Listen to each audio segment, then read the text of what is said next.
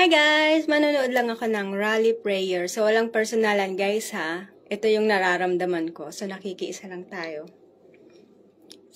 sa mga nangyayari sa Pilipinas.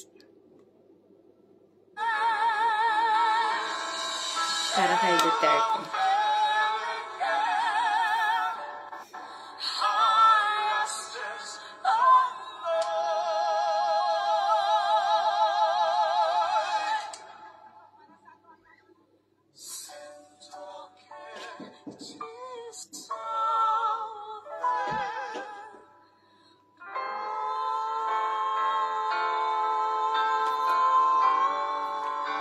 Nanonood lang ako sa live kasi wala naman dito, wala pa masyadong kakilalang mga Pilipino dito. Mga kababayan, manatili pong nakatayo para sa pambansang awit ng Pilipinas. Mga kababayan, ang pambansang awit ng Pilipinas.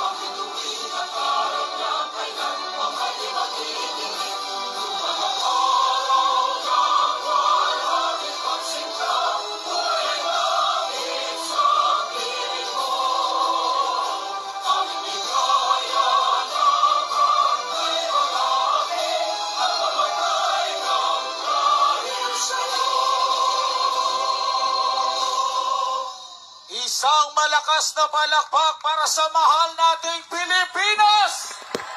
Yay! Ano ba yung pinakamalakas nating palakpak para sa ating bansa? Siyempre, Pilipinas. Ipakita natin ang pagmamahal sa ating bansa! Iwagayway ang ating watawat! May ginawa yung panganay ko dito, watawat nandun Ang sa mga taas eh. Pilipino ay nagkakaisa Watawat ng sa Pilipinas. hapong ito Gumawa siya para dati. manalangin sa ating makapangyarihang Ama, para sa ating Tatay Digong. Hindi niya tayo... Wait lang ah. Nung pumunta kami sa St. John Church, na-invite kami doon. Yung anak ko, gumawa ng watawat ng Pilipinas. Yung isa, nakatas. Sabi niya, gagawa daw siya ng yung red na sa taas. Sabi, pinagalitan ko nga siya, ba't mo ginagawa yan? Ano bang, war yan? Masamang pangitain yan sa Pilipinas, ganun. Kalain mong, kaya, pero, dinesign niya lang naman pala, pabaliktad yung gawa, pero, nakataas pa rin naman pala. Akala ko kasi talaga, pabaliktad yung ginawa niya eh. Dalawa kasi ginawa niya eh. Ito, manood tayo. Ayan, kakatapos ko lang kasi mamlansya ng mga uniform. Iniwan nung mga panahon na siya ang namuno sa Pilipinas. Tama ba? Lahat sinalo niya para sa ating lahat. At panahon na ngayon para tayo naman ay hindi iiwan ang ating Tatay Digong. Bring him home! Bring him home! Wala palang panty kang baby girl.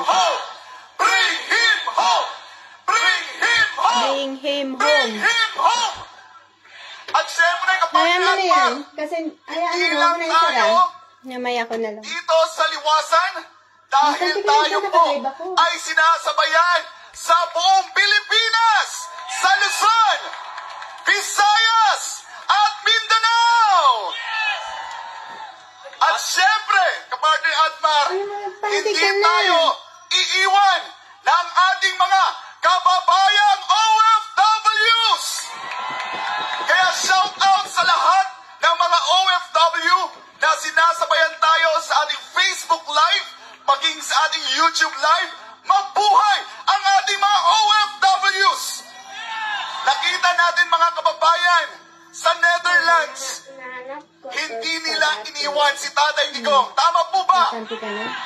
Ganyan kalakas ang suporta na tinatanggap ni Tatay Digong kahit saan man siya magpunta. Kaya hindi tayo mag-aalala, tama? Dahil may kasama si Tatay Digong! Nagtataka ang Kasi, international majority, community. Dahil ang gobyerno natin ipinadala si Tatay Digong. Pero ang mga Pilipino lumabas, ipinakita ang pagmamahal sa ating dating Pangulo. Hindi naman kasi dapat Nagtataka talaga. sila kung May batas bakit naman tayo. ipinadala sa banyagang bansa ang ating Pangulo na nagdulot ng magandang epekto sa bawat Pilipino. At bago tayo magpatuloy, kapartner Admar, maaari na po tayong makaupo. Once again, lahat po tayo dito ay nandito sa liwasan dahil tayo ay naniniwala sa mga programa at nagawa ni Tatay Digong sa loob ng 6 na taon. Tama po ba? Hindi ako updated. Ang bawat sa atin, grabe, isa sa natuwa atin, ako sa mga ginawa. merong kanya-kanyang testimonya Talaga nilagay niya kung yung pera bakit sa ano, niya gusto si Tatay Digong. kailangan ng Pilipinas. Kasi kung totoo pang kriminal si Tatay Digong, hindi magkakaisa ang mga Pilipino ngayon, tama? At nakikita ko, kapartner Admar, punong-puno ang liwasan. Kaya mag-ingat tayo dahil baka may mag-picture ng mga bakanting upuan. Siguraduhin natin, ipakita natin ang ating lakas at ang ating suporta kay Tatay Digong. Tatanungin natin, kapartner Admar, kailan kayo naramdaman ninyo mas safe kayo sa Pilipinas? Kailan? Parang ang hina. Anong administrasyon? Duterte, talagang safe yung mga tao. Duterte! Duterte! Duterte! Duterte!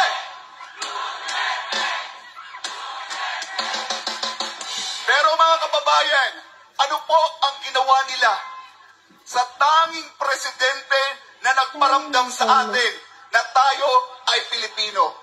Ano po ang ginawa nila sa presidente na ipinaramdam sa atin na ligtas tayong maglakad sa kalsada kahit gabi, kahit madaling araw? True. Anong Ligtas yung ginawa mga nila tao tayo. sa presidente Hindi na natin? naubos yung mga drug Na addicts. sinugpo Pero ang wala CPP, tayong pagbabago. NPA, NDF. Sinugpo ang iligal na droga. Sinugpo ang kriminalidad. Sabi ni Vice President Sara Duterte, kidnapping ang ginawa nila kay Tatay Digong.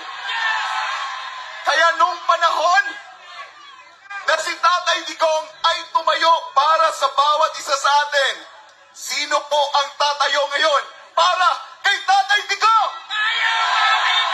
Sino ang tatayo para kay Tatay Digong? Siya sa loob ng 6 na taon, tumayo siya para sa bansang Pilipinas. Panahon naman natin ngayon na tumayo para kay Tatay Digong at para sa Pilipinas. Kaya ang sigaw ng taong bayan, Kaya meron ka mga him inad. home! Ba't nag-add ka sa mga Facebook mo? Huwag mong pinipindot yung mga ad friend, ha? Him home!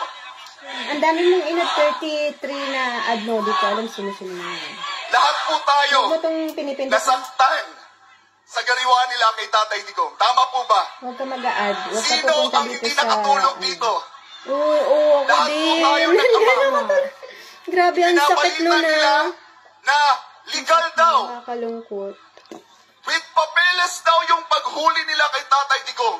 Pero naniniwala ba tayo doon? Hindi.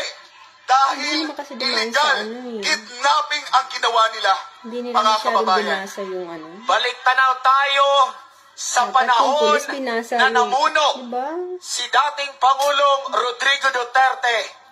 Kinumpile natin ang lahat ng kanyang mga pahayag doon kung gaano niya ipinamalas ang kanyang pagmamahal sa bansa.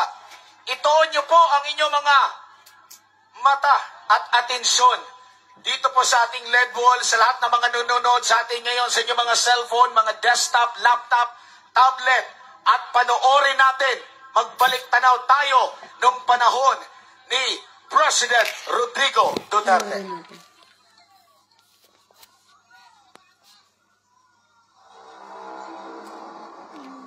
Talagang galit ako sa droga. Sinisira ang bayan ko. Mahal ko ang bayan ko. Mahal ko kayo. Huwag kayong mag-alala. But we will never compromise our dignity as a people. Your concern is human rights. Mine is human life.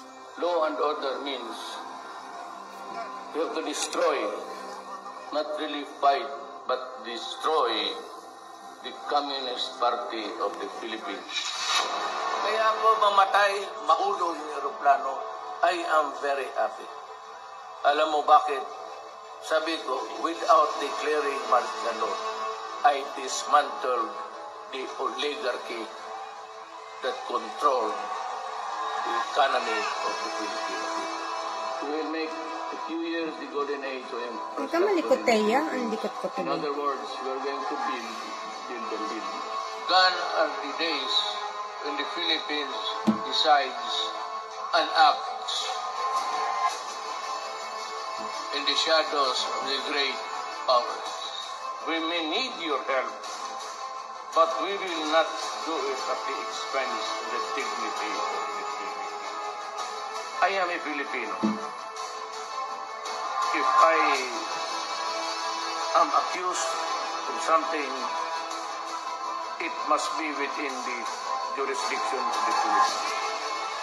If I am tried, it should be before a Filipino judge.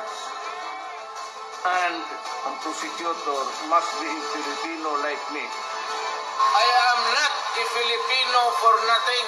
I am not a Filipino for Kasi nothing. ganito lang kami kapobre. Do not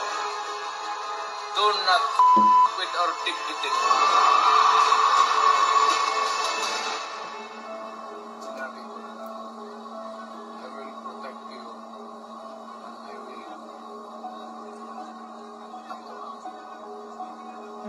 Ang galing, di ba?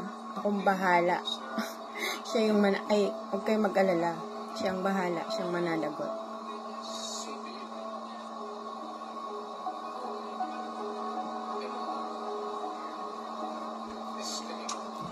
Destiny. Ang alam mong kagandahan kapag may taong may isang salita. Ginagawa yung, alam mo, doon ako mas, yung may isang salita ako. Hindi ka puro salita, yung ginagawa mo, yung sinasabi mo. Maraming magsasalita dito sa ating harapan at magpapatotoo sa lahat ng mga mabubuting nagawa ng ating dating Pangulo. Hindi niya tayo iniwan. Ganyan ang ating presidente.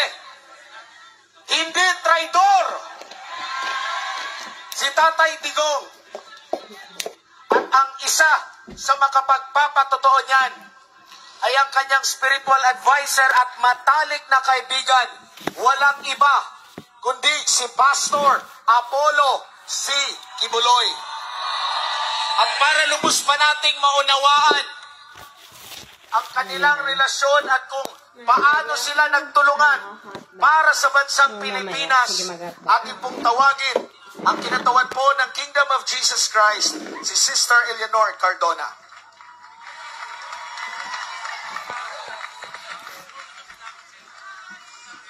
Magandang hapon sa lahat ng nagmamahal kay Tatay Digong dito sa Liwasang Bonifacio. At sa lahat ng nagmamahal kay Tatay Digong sa buong Pilipinas na nakikipag-isa sa atin sa hapong ito. Kainin ko muna Live mga bata. tayo sa iba't ibang probinsya, sa social media, so lahat din ng mga OFW nakikipag-isa po sa atin sa hapong ito. Una sa lahat, nagpapasalamat ako sa pagkakataong ito na makabahagi ng kwento kung paano naging magkaibigan si Pastor Apollo C. Kibuloy at si Tatay Digong. Kumbaga, this is a friendship that is forged in fire. Pagkakaibigang nabuo sa apoy. Bakit? 4 na dekada silang magkasama. Nagkita sila o nagkakakilala sila na prosecutor pa lang si Tatay Digong in the 80s sa Davao City. At nag-uumpisa pa lang ang gawain ng Kingdom of Jesus Christ. Napakasimpleng buhay. Maliit pa ang kapilya, hindi pa rin kilala si Tatay. So ano ba yung klaseng pagkakaibigan meron sila? Hayaan nyo babasahin ko ito.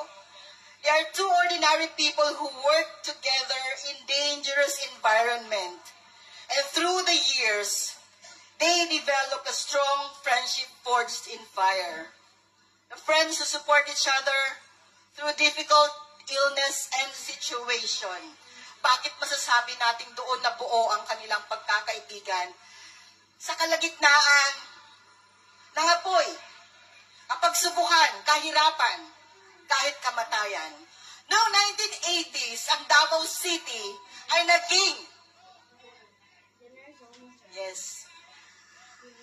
naging laboratory ng CPP, NPA, NDF. Napakagulo. Yung Agdao, kung saan nandoon ang chapel pastor, ay tinawag na Nicaragdao. Araw-araw nagtutumbahan ang mga pulis sa daan. Kasi may mga Sparrow units ang mga CPP, NPA, NDF, NPA pa noon. Ganon ang sitwasyon ng Davao. Natatawag din na Nicaragua, Nicaragdao at Managua. Magulo.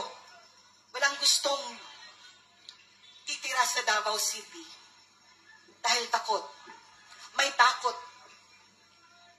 Kahit sa kapilya ni Pastor, may mga pumupunta doon at tinatakot ang mga misyonaryo. Lalagay ang 45 sa harapan at pinapapili. Baril o Biblia? Ganun ang Davao. Tumakbo si Mayor bilang Vice Mayor at muli siyang dumalaw sa pananambahan ng Jesus Christ.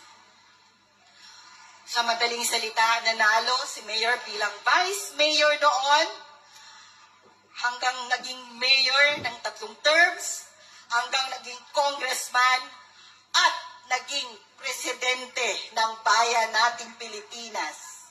At mula noon hanggang ngayon, magkakasama sila ni Pastor. Ano bang klaseng kaibigan sila? Sabay silang maglaro ng golf. Ganun kasimple ang buhay.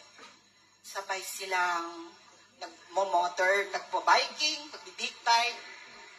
At si Mayor din ang nagturo kay Pastor na maging piloto. Piloto silang dalawa. Nag-aral sila para maging pilot. Pero nung mag-solo flight na si Pastor, sabi ni Mayor, Pastor, sabay ako. Dapat nandyan ako. Pero hindi talaga dumating yung panahon na yun. Hindi nakapag-solo flight si Pastor hanggang ngayon. Kasi sabi ni Mayor, Pastor, delikado pag mag-solo flight ka na magpiloto sa aeroplano. Pag bumagsak yun, patay ako sa milyong-milyong members ng kingdom. Hindi nila ako mapapatawad kung mawawala ang pastor nila. So, ganun sila magkakasama. Sa Davao City, sinabi ko ngang magulo. Pero habang umuunlad ang Davao City, umuusbong din ang gawain ng Jesus Christ. Kambal sila. Magkaiba man ang landas, magkaiba man ang kanilang ginagawa, magkaiba man ang misyon nila sa buhay. Dahil si Pastor ay naging pastor, tagapag-alaga ng kongregasyon, ng kanyang mga tupa, si Tatay Digong naman ay naging ama ng syudad ng Davao. Umunlad at lumago ang Kingdom of Jesus Christ, kasabay ng pagunlad at paglago ng Davao City. And through it all, magkasama sila. Nakita namin kung paano ang pagmamahal ni Tatay sa mga taga Davao City. Alam ko nakita nyo rin, kasi naramdaman din natin nung siya ang naging presidente natin dito sa Pilipinas. Nung may baha sa kanilang lugar, nauunang si Tatay nandoon. Alam natin kung paano siya naging taxi driver para malaman niya na talagang ligtas ang lahat ng mamamayan tuwing gabi. Alam din natin kung paano siya ang unang pumunta doon sa Tacloban nung panahon ng hayan. Hindi pa siya presidente. Davao City Mayor lang siya. Pero siya ang unang official na pumunta doon sa hayan. Kasabay din ng Children's Joy Foundation, na foundation ni Pastor, upang tulungan ang ating mga kapatid na nasa salanta ng Baguio doon. Mga kababayan, si Pastor at si Tatay Digong, they are ordinary people. Kaya nga sinabi, God calls ordinary people to do extraordinary things that God has destined them to do. Destiny. Tadhana. Tinadhana na silang dalawa na maghalos magkakambal ang kanilang misyon sa buhay. Si Pastor, tagapangalaga sa spiritual, nagbabago ng mga tao na tunay na pagbabago mula sa puso. Si Digong, din ang nag-aalaga sa mamamayan, una sa Davao City. At alam ko, na-experience natin yan dito sa buong Pilipinas. Nagpapasalamat tayo dahil may isang Rodrigo Duterte na tumayo laban sa terorismo, nag-una doon sa Davao. At nung nangyari ngang naging presidente siya, nilabanan din niya ang terorismo, katulad din ni Pastor, na inilaan niya ang laban kasama ang bayan upang masugpo ang insurhensya na nagpapahirap sa ating bayan. Merong isa nakipaglaban, ang ating presidente, at ganun din si Pastor. Nakipaglaban ba siya sa droga? Alam natin kung paano siya tumayo, paano siya nanindigan sa katotohanan. Sa Davao City pa man hanggang ngayon, kung ano yung bahay na tinitirhan ni Tatay Digong nung mayor pa siya hanggang naging presidente siya. Pareho lang ba ang bahay niya? Yes. Nakatira ba siya sa parehong bahay pa rin? 30 years na, nire-repair lang niya. Si Pastor, kahit lumago ang Kingdom of Jesus Christ, walang ni isa mang ari-arian na nakapangalan kay Pastor. Ganun pa rin, namumuhay na simple, although pinagpapala talaga tayo ng dakilang Ama, pareho silang hindi bumigay sa pera, hindi nababayaran ang kanilang paglilingkod at serbisyo sa bayan. Totoo sila na talagang tutunay na nagmamahal sa bayang Pilipinas. Si Tatay, noong may panahon na tinalikuran siya ng iba niyang mga kasamahan, si Pastor, nilapitan niya, at tunay nga, kahit iniwan siya, nung tumatakbo siyang mayor or congressman, pero nung pumunta siya sa Kingdom of Jesus Christ, sinabi ni Pastor, Mayor, susuportahan ka namin. Anong nangyari? Lahat ng members tumulong, lahat ng members lumakad, lahat talaga ng Kingdom of Jesus Christ sumuporta. Kaya landslide win pa rin si Tatay. Walang makakatalo dahil alam natin kung anong klase pamumuno meron si Tatay Digong. Katulad ng twin bombing sa Davao City noong 2003 sa pier at sa airport, kaya naitatag ang Task Force Davao. Unang-unang pinakilala ni Tatay ang mga militar sa Kingdom of Jesus Christ. Hindi kami sanay na makipag-usap sa mga military. Pero dahil kay Tatay Digong, inintroduce niya yung Task Force Davao, binuksan ng Kingdom of Jesus Christ ang compound namin para masuportahan ang task force, at ang mga leaders ng Kingdom of Jesus Christ, pinasanay ni Pastor, tag-training sila ng basic military training para maramdaman namin kung ano ang buhay ng military, kung ano ang buhay ng sundalo. Gusto ni Pastor na madama din namin kung paano ipagtanggol ang ating bansa. Pareho sila nagtatanggol sa ating bayan. Kaya nagpapasalamat kami sa lahat ng taon, mag-aapat na dekadang magkaibigan si Pastor at si Tatay. May mga panahon na magkaiba sila ng prinsipyo. May mga pagkakataon na hindi sila nag-iimikan. Tunay na makaibigan, pero kasi naninindigan sila sa bawat isa nilang paniniwala. Pero mga kababayan, alam niyo ba, kahit iniisip ni Pastor na hiwalayan si Tatay Digong, gusto na ni Pastor na kumalas. Dahil alam naman natin kung anong klase ang lingwahe ni Tatay. Anong klase ang buhay niya? Hayag naman yan. Si pastor naman, iba naman ang landas na tinatahak niya. Gusto man niyang Tapos humiwalay. pinagsama yung dalawa, no? Pero diba? ito ang patotoo, na si Tatay Digong palaging ipinahahayag ng ating Diyos sa langit kay pastor na huwag niyang iwanan, kahit palagi niyang suportahan, kahit minsan labag na sa puso, pero hindi nakakatulog si pastor. Meron talaga, kasi merong mensahe palagi ang dakilang Diyos. Kaya 18 years bago naging presidente si tatay, pinahayag na siya kay pastor, naglalaro sila ng golf. At nasabi ni pastor, Mayor, nanaginip ako.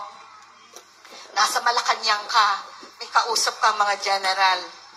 Palagay ko magiging presidente ka kasi yun ang nakita ko.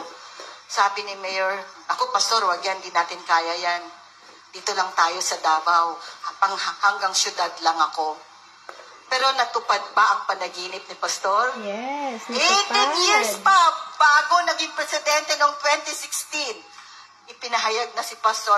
At Kahit ako may mga panaginip alam ako natin kung natutupad. gaano nilait si tatay. Kung ano ang paglalait ni tanggap ni pastor sa ministry, kulto si Kibuloy, nangangapuso si Kibuloy, nagmemera lang si Kibuloy, pula ang propeta si Kibuloy. Ganon din si tatay. Ano ba si tatay? Kriminal, ang bababae, bastos, di ba?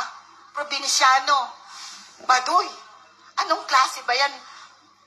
Dapat ba siyang maging presidente ng ating bansa?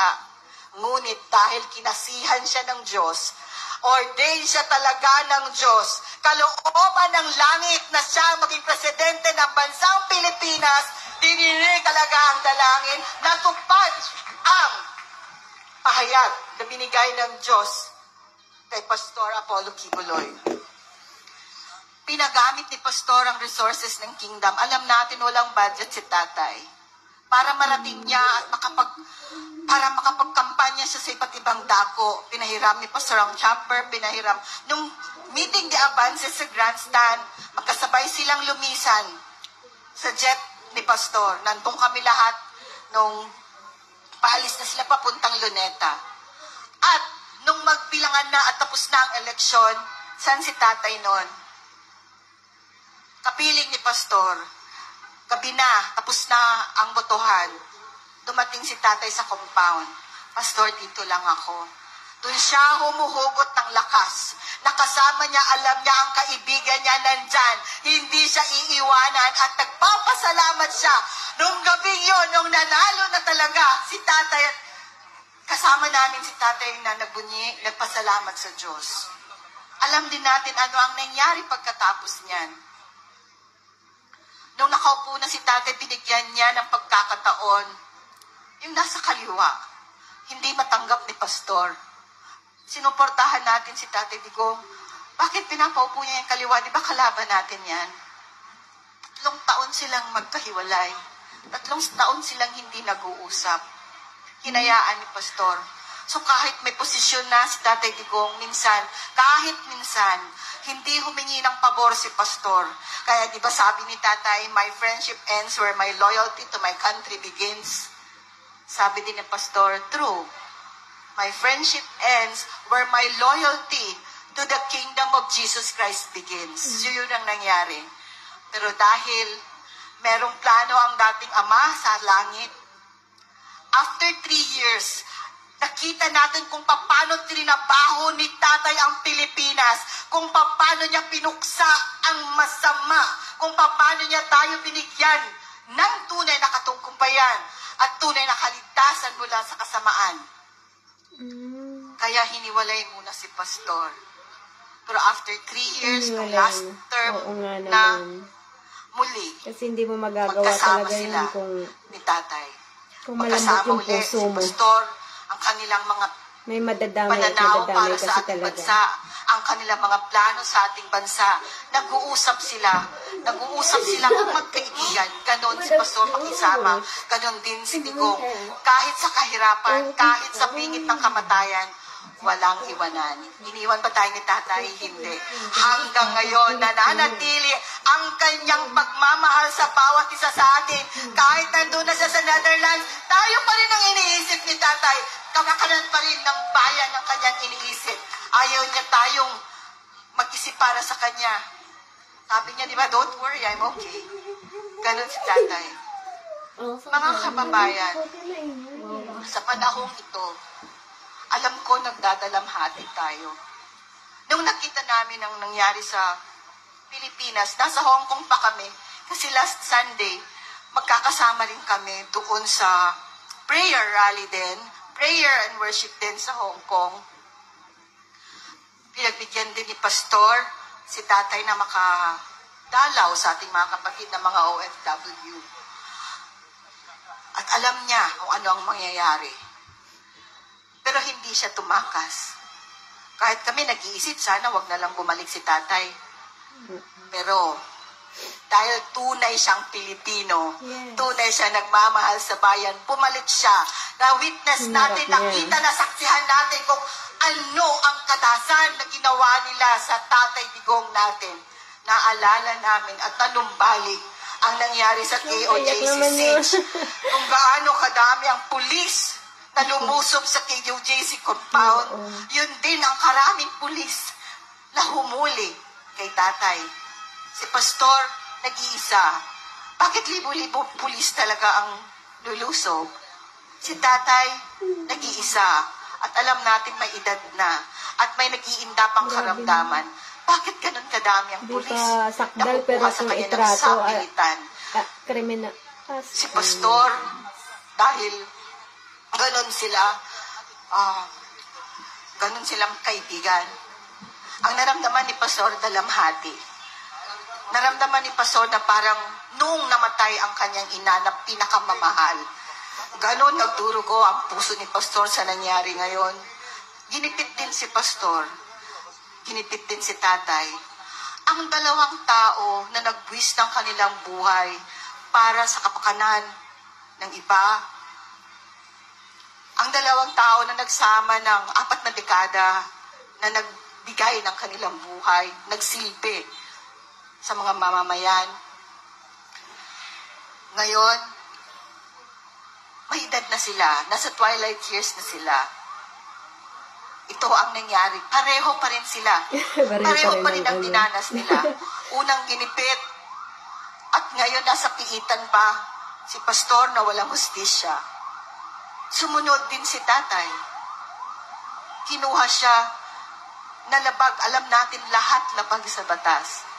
Pareho din. Tadhana ba? Destiny ba yan ng parehong magkaibigan? Pero hanggang ngayon, alam natin na may Diyos sa langit.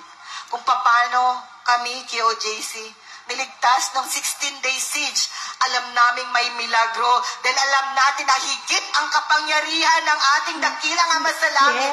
Kaysa sino man tao na may kapangyarihan ngayon. Naniniwala ba kayo sa milagro? Yes! Naniniwala ba kayo na lahat ng dalangin natin na mataimtim ay didinggin ng Diyos natin? Yes, naniniwala. Nagkakaisa tayo. Yung kanta nga na ang bulong, lumaganap na. Ngayon may sigaw na. Ang sigaw natin, ibalik si Tatay Digong dito sa bansang Pilipinas. Ibalik sa bansang Pilipinas. Pilipino siya, guys. Hindi siya foreign. At kanyang pinakamamahal na bansa. Naniniwala pa kayo sa hustisya na Pilipino nanggagaling din sa na langit? maghuhusga sa May korte kanya. sa langit. Tinidinig ng Diyos ang dalangin natin. Kung wala tayong hustisya dito, merong hustisya sa langit. Because God is a God of judgment and God is a God of justice. There is a Chinese proverb that says, the hottest fire produces the bravest men and leaders. Kung gaano kainit ng apoy, ganun din kamatibay ang taong kanyang nabibigay o nagagawa. So alam natin kung gaano katibay ang ating leader. Matibay ba si tatay? Matibay. Nakabali ba si tatay? Hindi. We will never bow down to tyranny. Hindi tayo masisiil. Dahil tayo ay Pilipino. We are Filipinos for nothing, di ba? We are not Filipinos for nothing. We are not Nakita Filipinos na for mo nothing, guys. sa liputan ko anong ginawa nila kay tatay. Ngayon, bilang mga mamamayang Pilipino, ipakita rin natin sa mundo, kahit may sakit, kahit may dalamhati, kahit may puot, pero nananatili tayong matibay sa ating paninindigan. Nananatili tayong maninindigan sa katotohanan at ipaglaban ang katotohanan. Hindi tayo magugulo dahil pag-ibig ang susi ng lahat. Yes, true. Pag-ibig. Sa Diyos, sa Love. lahat, sa bansa, sa kapwa. Sa Diyos. Yun ang tinuro sa amin ni Pastor. Kapwa. Kahit nung 16 days siege, alam namin nasa bingit kami ng kamatayan. Pero nasaksihan ng buong mundo kung paano kami tumayo. Wala kaming armas.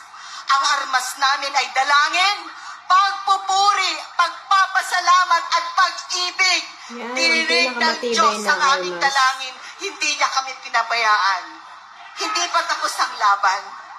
Patuloy pa rin ang laban hanggang makamtan natin ang tunay na pagbabago, tunay na kalayaan, tunay na katagumpayan. Sa mga kababayan kong Pilipinas, nagkakaisa tayo dito. Walang relihiyon, walang pananampalataya, kahit anong pananampalataya natin, anong ang estado natin, ano man ang partido natin, kapwa Pilipino tayo. Iisa lang ang ating bandila. Yes. Iisa lang ang nagwawagayway na bandila True. natin. Nag-iisa ang Pilipinas. Bakit nangyari ito? Upang muli tayong magbuklod-buklod. Upang muli tayong magkakaisa. Dahil nahati tayo sa nakaraang administrasyon o ngayong administrasyon. Nagkahati-hati tayo. Nawala yung unity. Nawala yung continuity. Si Tatay Digong din ang gagamitin upang muli tayong magkakaisa para muling mabuo ang bansang Pilipinas, upang muli tayong magmahalan at magkaisa. Yes. Yan din, siya rin ang nag-alay ng kanyang buhay. Alam niya ang mangyayari, pero hinarap niya yan ng buong tapang. Hinarap niya yan dahil mahal niya tayo. Mahal niya tayong lahat. So sa pagkakataong ito, lahat tayo, saan man tayo, anumang estado sa buhay meron tayo, alam natin na ang Diyos, iisa, at tinidinig niya ang taimtim na dalangin, ng kanyang mga anak. Mananalangin ba tayo, mga kapatid? Yes. Mga kababayan, itataas natin ang ating mga dalangin para kay Tatay Digong, para sa bansang Pilipinas, upang sa madalian, alam natin, tatanggapin natin ang kasagutan. Lahat ng naniniwala na didinggin ng Diyos ang ating dalangin sa hapong ito. Naniniwala ba kayo? Tingnan ko ang kamay ng naniniwala na ang Diyos sa langit hindi natutulog. Nakikita niya ang mga nangyayari at dinidinig niya ang dalangin ng kanyang mga anak. Sa hapong ito, sa unang dalangin, hinilihin ko ang lahat na tumayo bilang paggalang. Ilagay natin ang ating mga sarili sa presensya ng ating dakilang Ama. Dahil alam natin, kung tayo-tayo lang, wala tayong magagawa. Ngunit kung ang kasama natin, ang Diyos na makapangyarihan sa lahat, alam natin, magtatagumpay tayo. Sinasabi nga, if God be for us, who can be against us? Are we in the side of God? Lahat na nasa Diyos, ang pananampalataya sa lahat ng Diyos, ang ating pag-asa, siya ang magbibigay. So magkaisa po tayong manalangin. Sabayan po ako. Ama namin makapangyarihan sa lahat, ang Diyos namin ng langit at lupa. Ikaw po ang amakda ng lahat, aming Amang Jesucristo. Sa pagkakataong ito, narito po ang lahat ng nagmamahal sa iyo, sa ating bansa, at lalong-lalo na sa aming pinakamamahal na dating Presidente, Pangulo Rodrigo Roa Duterte, na naging mabuting ama sa bansang Pilipinas. Siya ay naglingkod ng tapat sa bayan, tunay na nagmahal sa Pilipino, at binigay niya ang lahat para sa kaiunlad ng bansa. Nilabanan niya ang masama upang maging ligtas kami sa kapahamakan at kriminalidad. Sa likod po ng lahat na nangyaring pag-alay niya sa kanyang buhay, nasaksihan po namin ang nangyaring karahasan at sa pilitang paghuli sa kanya, kinuha siya sa amin. Kaya ngayon, nagluluksa ang bansa. Ngunit alam namin dakilang Ama, Diyos namin na makapangyarihan sa lahat, na hindi po ninyo hahayaang mawalang lubusan ang pananalig namin sa batas. Bagamat tumaan man kami ngayon sa panganib at kawalang katarungan, naniniwala kami at nananampalataya na ang inyong kapangyarihan ay mananaig sa aming kalagitnaan. Magkaisa po kaming dumudulog at nananalangin. Naiunat niyo po ang inyong makapangyarihang kamay upang hipuin at proteksyonan at panatalihing nasa mabuting kalagayan at kalusugan sa pangangatawan ang aming mahal na Tatay Digong na nag-iisa ngayon sa Hague, Netherlands sa kamay ng mga panyaga. Nananampalataya kami na makakamit niya at namin ang agarang hustisya at tunay na kalayaan, at higit sa lahat, makakauwi siya na bansa at muli namin siyang makakasama at makakapiling. Diyos namin makapangyarihan sa lahat, sampu ng kanyang mahal sa buhay. Dinadalangin namin na bigyan mo po sila ng kalakasan, magiging matatag po sila sa kanilang dinaranas sa matinding kapagsubukan ngayon. Ingatan mo po si VP Sara, si Mayor Baste, si Congressman Pulong at kanilang mga pamilya at mga anak, at maging si Veronica Kitty Duterte at lahat ng mahal nila sa buhay, at ang lahat po na nakapaligid sa kanila na mananatili po silang paglingkuran tunay. Naniniwala kaming dinilig niyo po, Ama, ang aming dalangin at tanggap na namin ang kasagutan at milagro.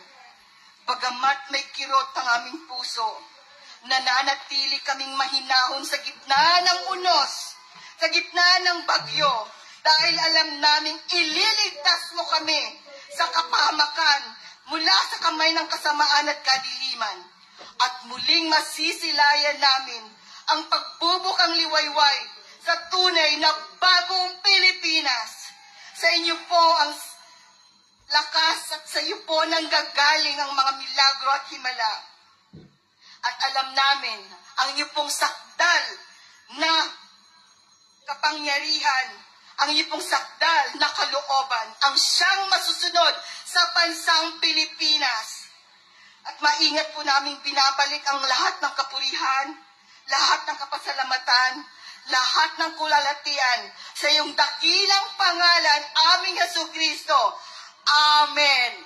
Muling purihin, pasalamatan natin ang ating dakilang Ama. Pwede bang bigyan natin sa malakas na palakpak na parang nandito na si Tatay Digong?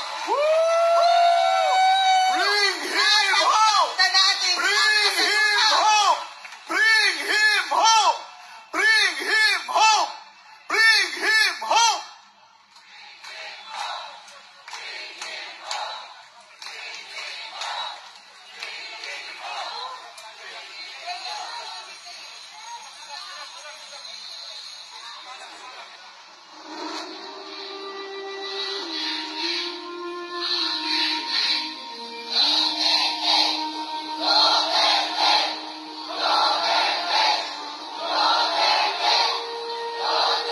Ang utang na loob namin kayo hindi pa mabayaran ng pera. Andito po kami, Tatay Digong, sa inyo. Lagi po kaming kasama nyo hanggang sa huli. Hindi po namin kayo iwanan. Mahal po namin kayo, Tatay Digong. Ipaglalaban po namin kayo.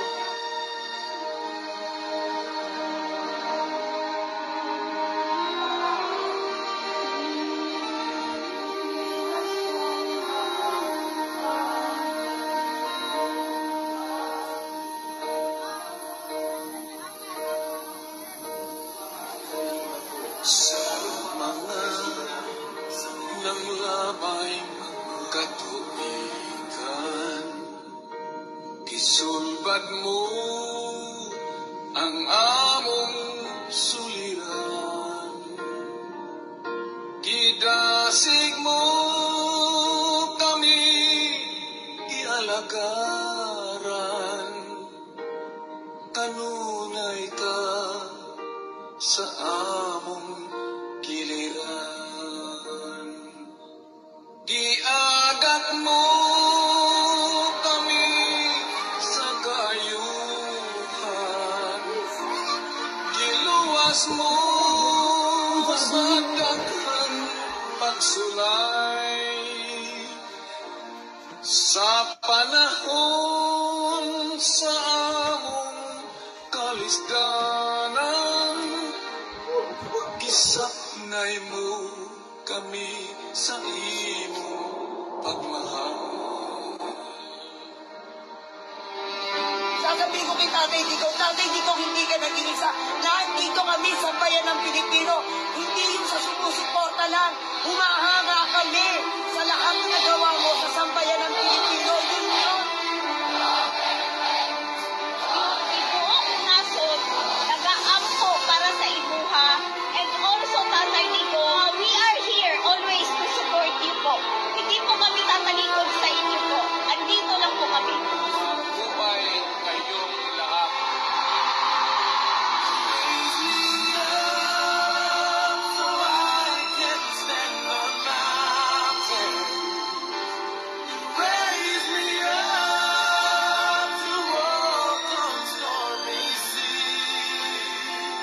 Ito ang tanda, no?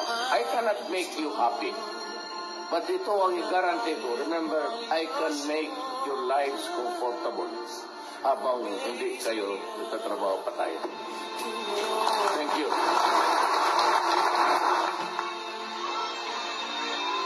This will be a long legal proceedings.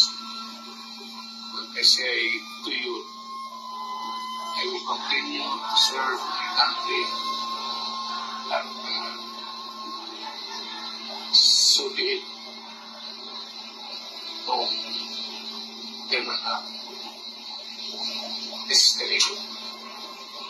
Salamat.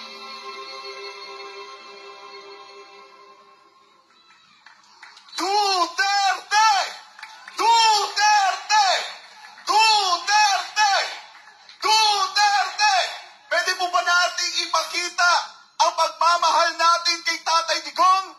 Itaas po natin ang ating mga watawat. Ipakita po natin sa buong Pilipinas. Ipakita natin sa buong mundo na hindi natitinag ang mga taga-suporta ni Pangulong Rodrigo Roa Duterte. Duterte! Duterte! Duterte! Mga kababayan, nagtipon-tipon tayo muli dito dahil isa lang ang hiling natin. Ibalik po nila si Tatay Digong. Ibalik po nila ang presidente na minamahal natin hanggang ngayon. Sino po ang naniniwala na sa madaling panahon muli nating makakasama si Tatay Digong? At ngayon mga kababayan, bago po tayo mag-proceed sa ating programa, amin pong tinatawagan ang may-ari po ng Hyundai NCV 3644, NCV 3644 na atin pong ating sasakyan dahil may dadaan po. Muli, tayo ay nandito dahil sa isang dalangin. Dahil sa injustices na ginawa ng administrasyon laban kay Tatay Digong, hindi lang kay Tatay Digong, maging sa lahat ng mga Duterte. May ginawa pang masama ang mga Duterte. Ano lang ang nasa isip ni Tatay Digong? na tayo ay maging ligtas mula sa kriminalidad. Tayo ay maging ligtas mula sa CPP, NPA, NDF. Maging ligtas mula sa mga drug addict. Pero anong ginawa nila sa ating Tatay Digong? Kaya tayo mga Pilipino ay nagkakaisa ngayon at isinisigawan natin sa buong mundo at sa International Criminal Court. Ibalik nila si Tatay Digong. Bring him home! Bring him home! Bring him home! At sa mga oras ito, mga kababayan, para magpatotoo pa sa mga sakripisyo at mga ginawa ni Tatay Digong sa ating Pilipinas at magpapatotoo rin sa opresyon, sa panggigipit ng kasalukuyang administrasyon. Atin pong tawagin ang isa sa mga political vlogger na hindi iniwan si dating Pangulong Rodrigo Roa Duterte. Atin pong tawagin at bigyan po natin siya ng masigabong palakpakan. Banat Bay!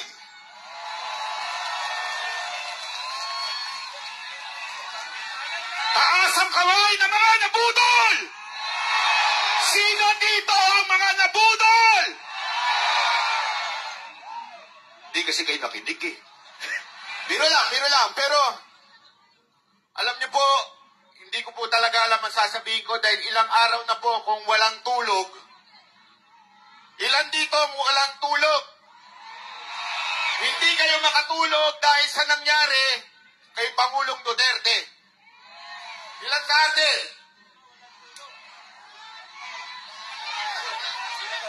Alam nyo, mga kababayan, sinabihan po tayo dito na huwag po tayo magsasalita ng hindi maganda dahil baka may mga nakapaligid na mga pulis na handang dakpin ang lalaban. Pero ito lang ang sasabihin ko sa inyo. Kayong mga pulis na naandyan, alam nyo sa puso nyo na mali ang ginawa ni Torre. Alam ninyo na abusado na ang gobyernong ito. Kung hanggang ngayon nagbubulag-bulagan pa kayo, anong tawag sa inyo? Traitor sa bayan na ito. Tandaan nyo mga kababayan, mga pulis, kayo ang kakausapin ko ngayon. Sinasabi nila na hindi applicable yung Article 59. Mali po yun. Bakit? Ginamit nila ang Article 7 para hulihin si Pangulong Duterte. Hindi pa pwedeng sundin ng isang article, yung isa hindi. Kahit ang Biblia sinabi yan. Tandaan nyo sa James 2 verse 10, basahin nyo. Sundin mo man ang lahat pero may mamiss kang isa. Guilty ka sa lahat. Ang ginawa kay Pangulong Duterte ay labag sa ating batas. Kinidnap nyo ang aming Pangulo. Susubukan ko lang to the international media. This is not about Duterte and Marcos. This is not about America, US, Japan. No. This is about humanity. They kidnapped our president. What will you do? Uulitin ko po, hindi tayo nananawagan dito ng kaguluhan, rebellion. Dahil ako po ay against dyan. Dahil I believe in Romans 13 verse 1, submit to the authority. Pero, kailangan natin ilabas ang sama ng ating loob dahil yan ay protektado ng ating konstitusyon. Ito ang ginagawa namin ngayon. Ang aming damdamin ay nilalabas dahil mali ang ginawa ng gobyernong ito sa isang Pilipino. Nakita niyo si tatay kagabi? Kung hindi ka natutulog doon, Pilipino. Ang dami ko napanood, mga kababayan. Hindi ho sila political. Pero nakita nila yon, nadudurog sila. Bakit? Ang isang Pilipino nakaupo sa puti. Akala ko ba malaya tayo? Akala ko ba malaya ang Pilipinas? Bakit Amerikano puti ang umuusik sa ating Pangulo? Hindi kami nagagalit kung gusto nyong usikin sa Korte ng Pilipinas. Yan ang tama, due process yan eh. Pero puti, hindi kami papayag dyan. Mali po yan. Alam niyo po, yan ang ginawa sa KOJC. Marami sa atin ang hindi masyado pang naniwala noon. Baka naman hindi tuloy-tuloy ito. Hanggang kinulong si Pastor Kibuloy. Inusik ng mga maling warrant. Tapos sinunod nila si Pangulong Duterte. Ito ang tanong ko sa inyo. Kayo mga Pilipinong tulog pa. Kailan kayo gigising pag may mangyari na kay Pangulong Duterte? Kung may mangyari na kay VP Sara, ikulong din siya? Kailan kayo magigising? Kaya mga kababayan, nananawagan po ako sa inyo, imulat natin ang mata ng mga kababayan natin. Dahil ako naniniwala sa iba't ibang parte ng probinsya, nagising na po sila. Kaya mga kababayan, ngayong araw to, meron lang ako isang tatawagin. Itong tao na to, noong pasasalamat sa Luneta, ay pinu. Bakit? Nakinig siya kay Pangulong Duterte na wag iboto ang bangag. Alam niyo po, bago mag-eleksyon noong 2022, 3 beses po ako pinatawag ni Pangulong Duterte at nag-uusap na kay kwentuhan. At tinanong ko sa kanya kung sino ba talaga ang gusto niyang maging susunod na Pangulo. Paulit-ulit niya sinasabi, ayaw niya kay Marcos. Ayaw niya. Pero alam ko na mabigat ang laban. Bakit naandun yung anak niya? Alam ko maraming magagalit sa amin pag hindi kami nag-Marcos. Dahil kami po ay nasa community din. Ilang beses po kami nakapunta sa bahay niya. Pero nakinig po kami kay Pangulong Duterte. Kaya ang sakit sa puso namin na isang Pangulo na maayos, mag-isip, gusto lang kapakanan sa bayan, kukulong nila. At ito po ang isa sa mga binu nung panahon ni Pangulong Duterte. Tawagin ko po si Konsehal Mocha Uson.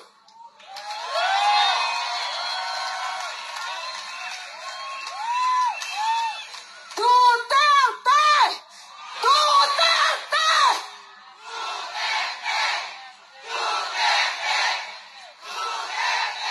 Ang mensahe ko ngayon, Tatay Digong, sana mapanood mo ito. Hindi ka namin iiwanan. Tatay Digong, hindi mo kami iniwanan. Ikaw lang ang leader ng bansa na ito na lumaban sa kriminalidad, droga at korupsyon mata sa mata. Inalay mo, Tatay Digong, ang buhay mo para sa amin, para sa aming bayan. Kaya Tatay Digong, kung nakikinig ka at napapanood mo ito, hindi ka namin iiwanan. Tatay Digong, kahit nandyan ka, mag-isa sa The Hague, the Netherlands, kasama mo kami. Lagi kang nasa aming panalangin. Tatay Digong, mahal ka namin. Mahal niyo po ba si Tatay Digong?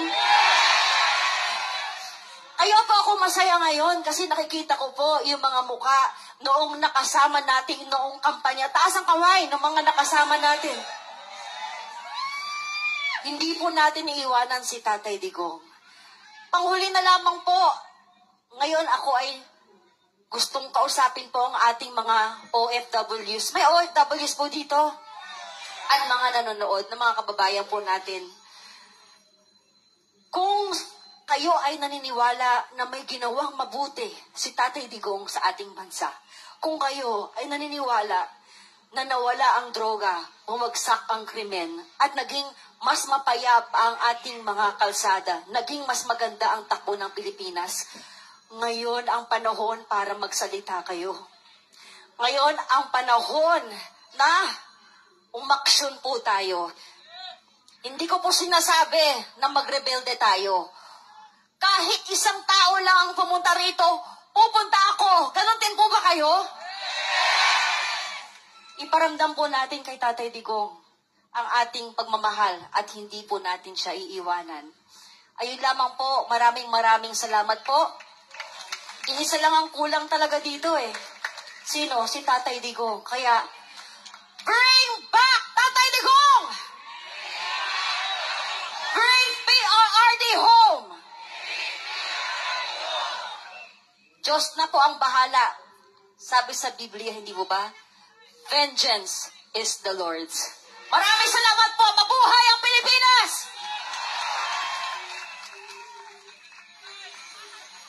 Tawagin ko naman po yung mga kasamahan ko, ang Banateros, Master Judea.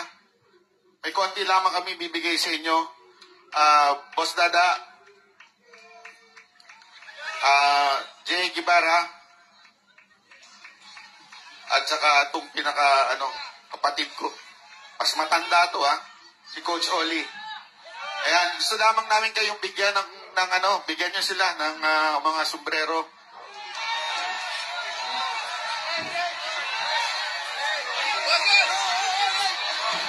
Wag po tayong tatayo para hindi umano yung ating mga...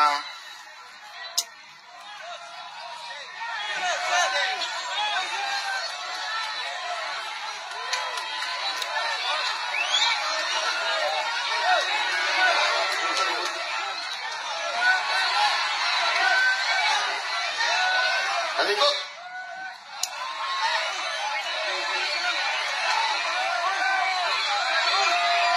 Wag po tayong Okay na po. Ulit, maraming salamat po sa inyong pag-attend. Pero iwan ko lamang po kayo ng isang bagay na sana kahit ang mga nasa gobyerno ay natutulog pa, lagi nating tatandaan, meron tayong Diyos na hindi natutulog. Tandaan ulit natin ang dalawang bagay na paulit-ulit ko sinasabi, puso at panalangin. Pwede ho ba ipanalangin natin gabi-gabi si Pangulong Duterte? Kahit sandali lang po, sabihin lang natin sa Panginoon, Lord, samahan mo po, bigyan mo ng lakas ang ating Pangulong Duterte. Ipanalangin natin, okay po ba yun? Kasunduan to Hindi kasunduan 20 pesos pa kada bigas Totoong kasunduan to. Okay, ipanalangin natin si Pangulong Duterte. Maraming salamat po. Ako po si Banat Bay. Maraming salamat, Banat Bay! Picture lang po kami Sorry At Ayan.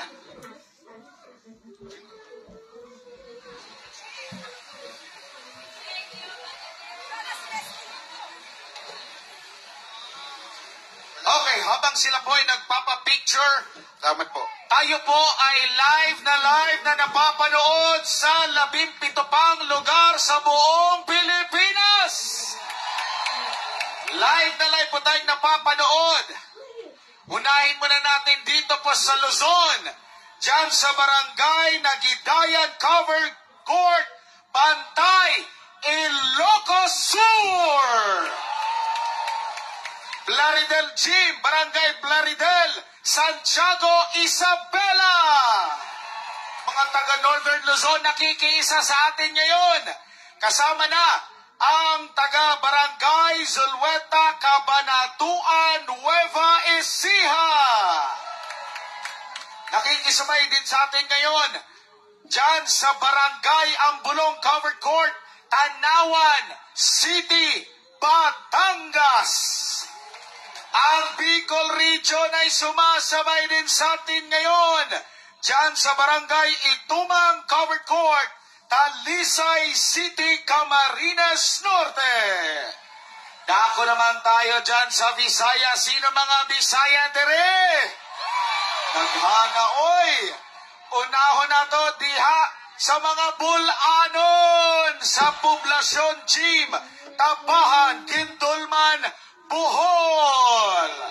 Sumasabay din sa atin ngayon ang mga taga Biliran, Culoba Covered Court, Sa mga Ilonggo dire, tamo ba mga Ilonggo dire? Kinapiko, kinapa, lagi na buldos. Ang mga taga Sara, Iloilo. Live din po tayo napapanood dyan po sa Barangay 1A, Poblacion Covered Court, Manapla, Negros Occidental. Sa Mindanao, sino ba mga taga Mindanao dito? Mag-ingay! Live tayo napapanood dyan sa Purok Pagkakaisa, Barangay Salyao Esperanza, Sultan Kudarat. Tayo rin po ay sinasabayan dyan po sa Calamba Municipal Gymnasium, Southwestern Poblacion, Calamba, Misamis Occidental. Live din po tayong napapanood sa Santo Rosario Covered Court, Iligan City, Lanao del Norte. Kasama din natin ang ating mga kababayan dyan po sa CDO Amphitheater, Capistrano Street, Cagayan de Oro City, sa Misamis Oriental. Kasama din po tayo, or live din po tayong napapanood dyan sa Barangay Poblacion Covered Court, Lantapan, Bukidnon. Live din po tayong napapanood dyan sa Danao Covered Court, Barangay Arurugan, Marihatag, Surigao del Sur. At syempre, hindi nagpapahuli ang mga Dabawenyo. Live tayong napapanood dyan sa Mintal Covered Court, Barangay Mintal, Tugbok District, Davao City. Live din po tayong napapanood dyan sa Makangaw Gym, Barangay Makangaw, Lupon, Davao Oriental. Kaya sa ating mga kababayan, itaas natin ang mga bandila, ipakita natin sa buong mundo ang ating pagkakaisa ngayong gabi ito. Samantala, ang susunod pong maungusap sa atin, isa po sa mga banateros, tawagin na natin, si Boss Dada. No. Magandang gabi po sa lahat.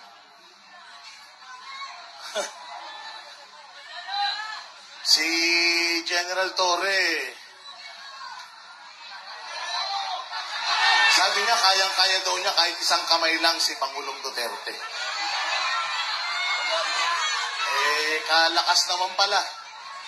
Inuutos naman dun sa mga alalay niya yung pagharang kay Pangulong Duterte. Nakita niyo? Pero tama ba na ang dating Pangulo, harasin natin ng ganun? Hablot-hablutin mo na ganun?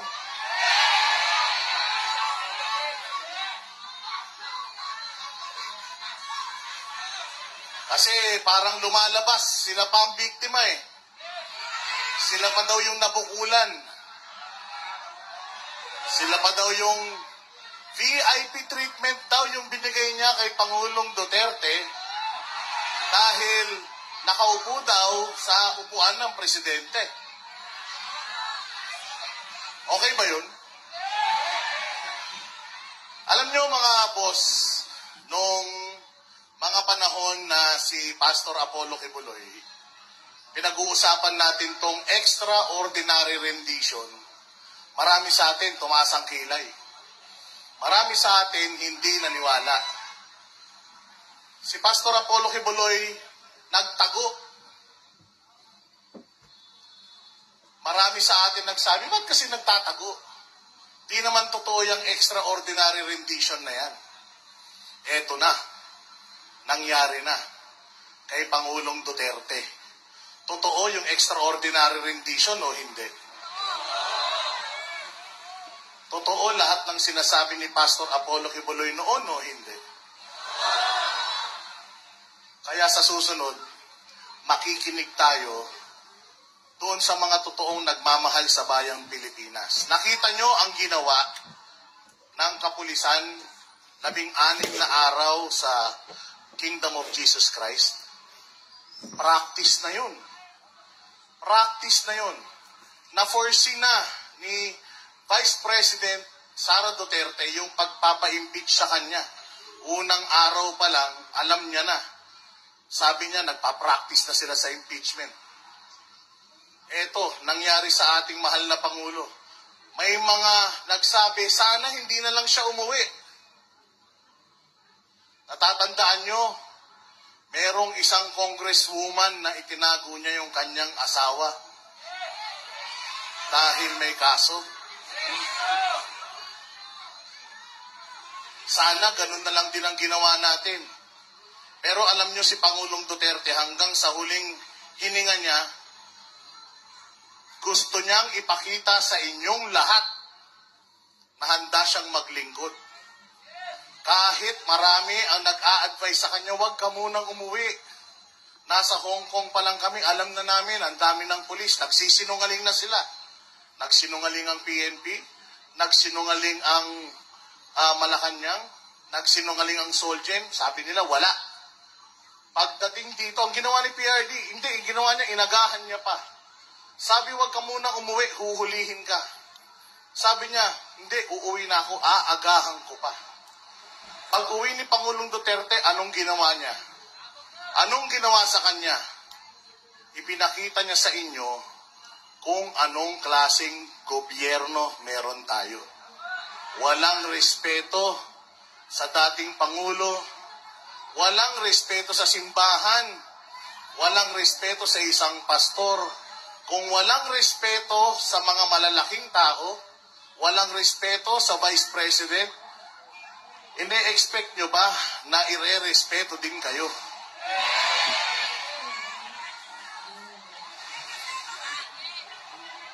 Kaya ngayon, kagabi, napakasakit. Bawal kasi magmura dito eh. Pinagbawalan ako ng boss namin. Pero, siguro palitan na lang natin ang dasal.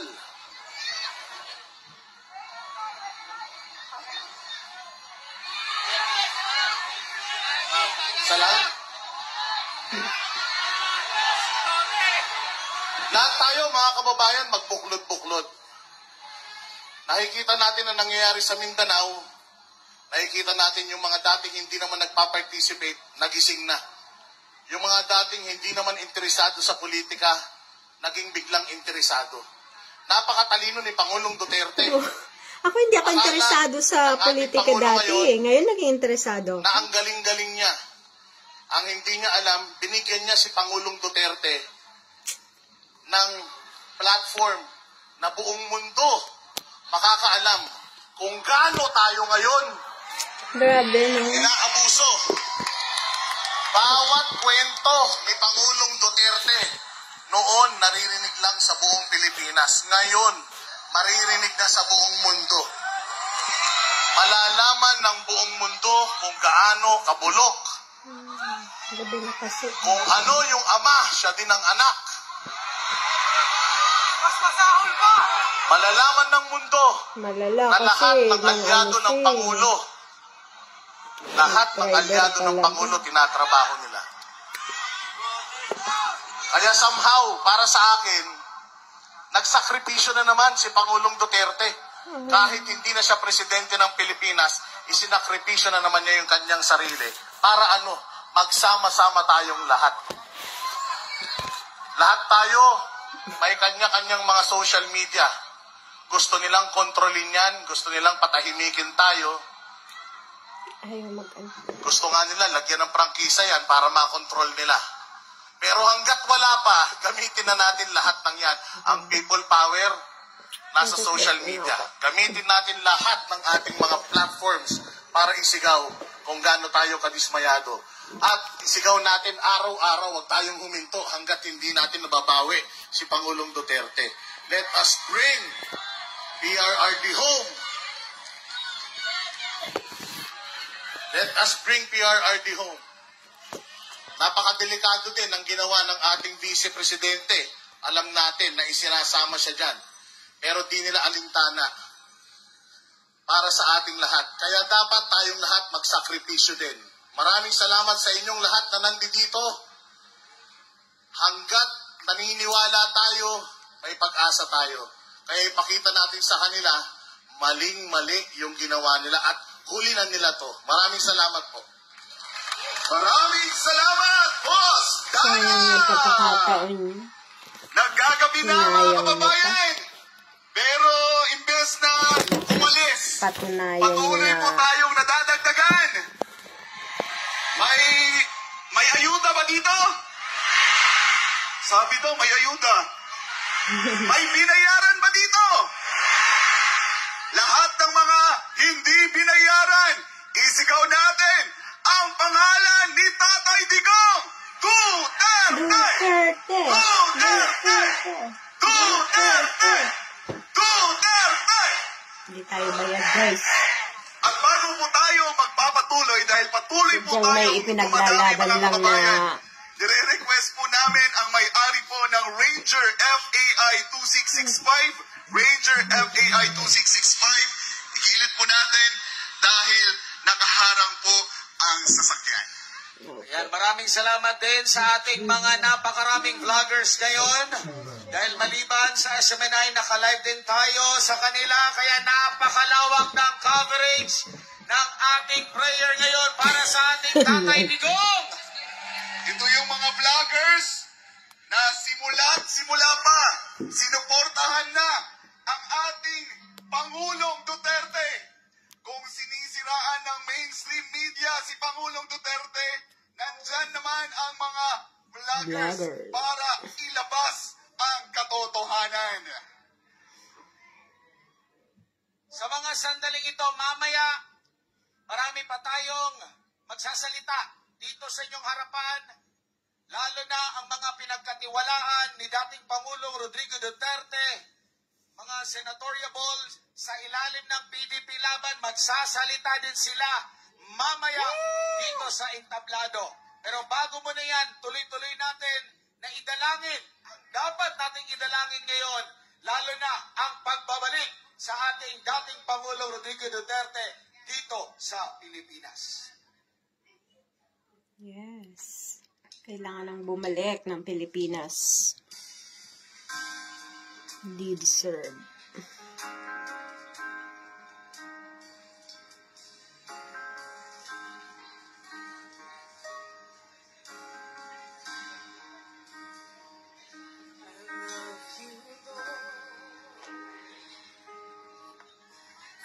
Your mercy never fails me. My days I've been held in your hands. Moment that I wake up, still I lay my head. Oh, I will sing of the goodness of God. 'Cause all my life you have been faithful,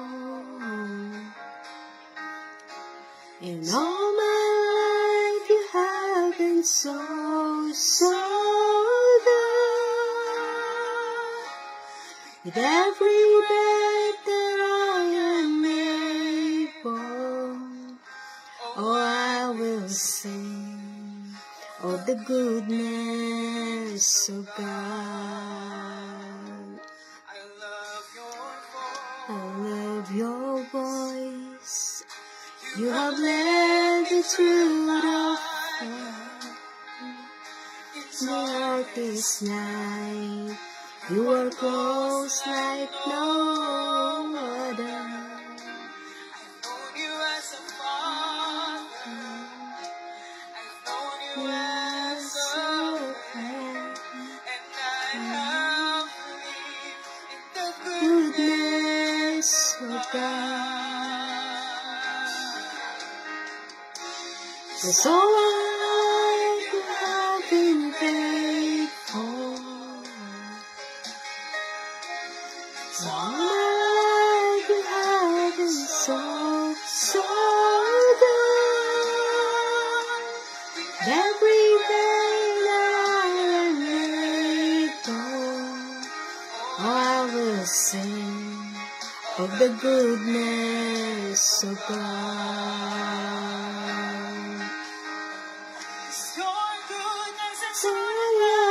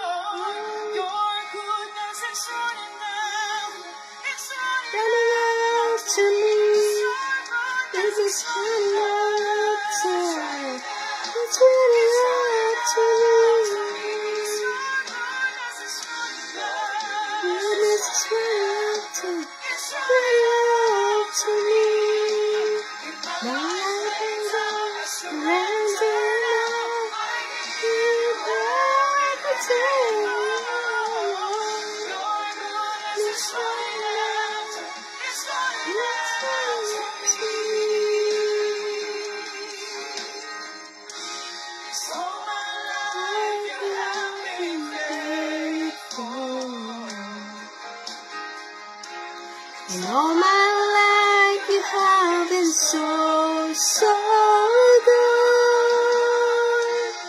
With every breath that I am able, oh, I will sing of the goodness of God.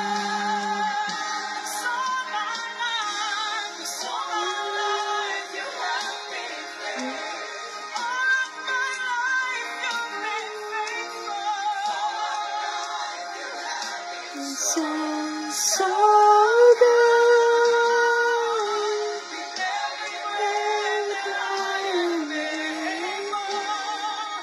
I'll sing of the goodness of God. Yes, I will sing the goodness of God. Yes, I will sing.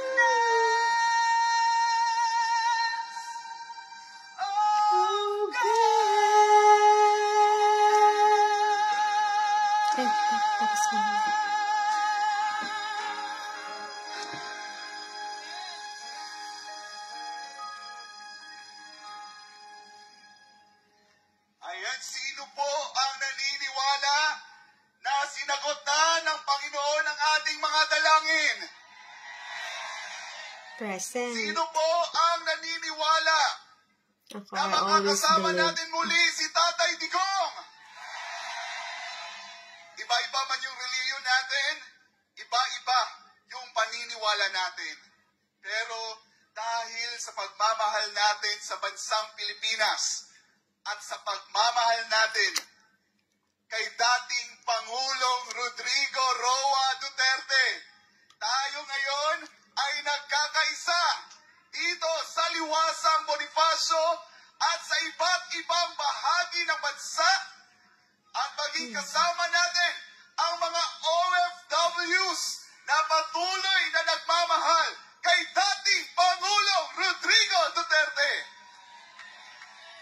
At ngayon mga kababayan, para magpatotoo sa mga nagawa ni dating Pangulong Rodrigo Roa Duterte, atin pong tawagin ang legal counsel ni Pastor Apollo C. Kibuloy, walang iba kundi si Attorney Kay Laurente.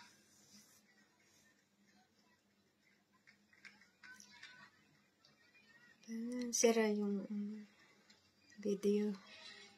Magandang gabi po sa ating lahat. Ayan, gabi na nga din Magandang gabi, dito. Pilipinas! Magandang gabi. 4 na araw na po tayong nagluluksa, tama? 4 na araw na walang tulog, 4 na araw pong nag-aalala dahil kinuha po nila sa atin ang ating Tatay Digong. Tama? Mga kababayan, andito po ako sa inyong harapan para po ibahagi ang mensahe at dalangin ang isa sa matalik na kaibigan ni Tatay Digong, walang iba kundi si Pastor Apollo C. Kibuloy. At babasahin ko po mga kapatid. 2 po ito.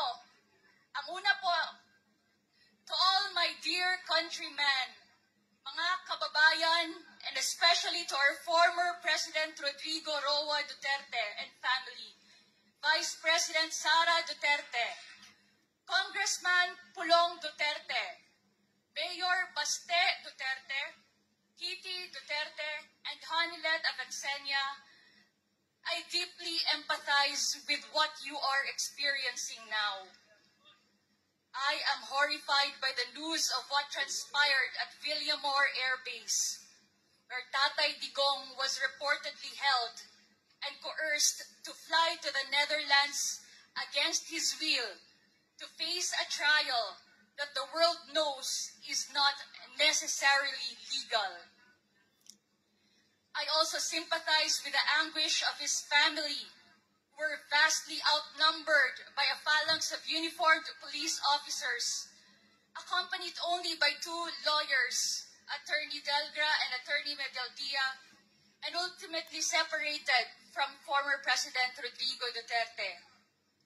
Mga kababayan, it has not been long since KOJC endured a terrible ordeal on June 10 and August 24 to September 8, 2024 during the 16-day siege of KOJC compounds.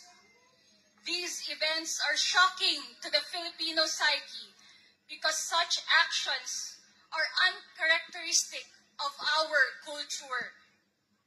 This lack of compassion, respect, honor, and dignity displayed by our law enforcers is profoundly un-Filipino.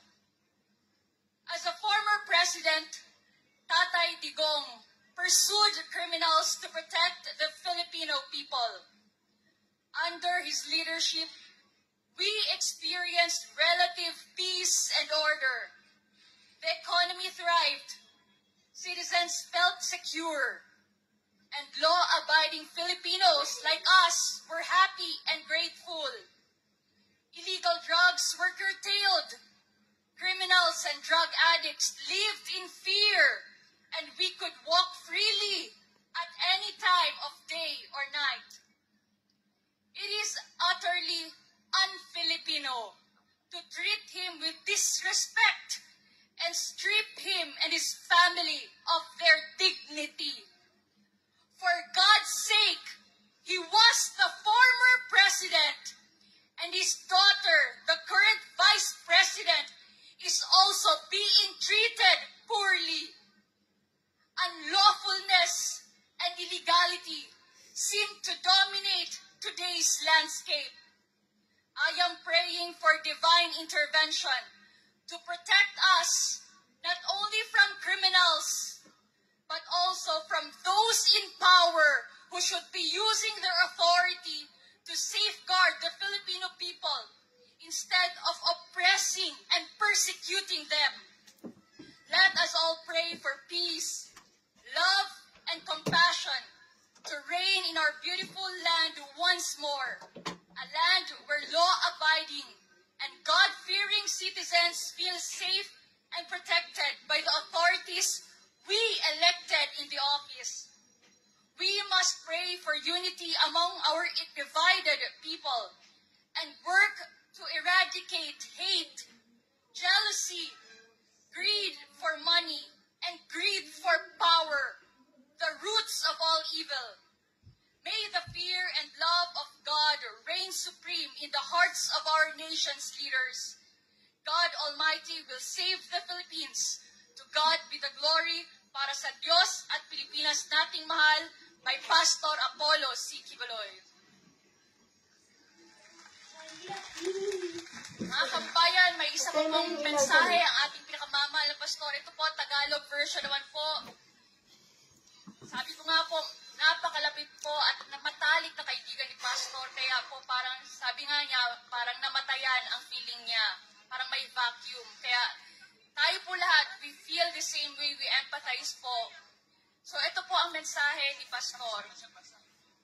And it reads, magandang gabi po sa inyong lahat, mga kababayan. Lahat po ng ating pagkakaisa ngayon sa prayer rally dito sa Liwasang Bonifacio ay para sa ating minamahal na bansa at sa ating former President Pangulong Rodrigo Roa Duterte na ngayon ay nasa Hague, Netherlands upang siya ay litisin sa mga sinasabing akusasyon o kasalanang kanyang ginawa. Para sa ating mga nagmamahal kay Pangulong Duterte, ang lahat po ng ginawa ng ating mahal na Pangulo ay para sa kapakanan ng bansang Pilipinas upang tayo ay mamuhay na matiwasay, masagana, mapayapa, at punong-puno ng katahimikan ang ating buhay na walang ikinatatakot na masama sapagkat siya ang umako ng responsibilidad ng ating bansa na tayo ay kanyang bigyang proteksyon sa lahat ng mga masasamang elemento, masasamang tao, masasamang bisyo tulad ng droga at masasamang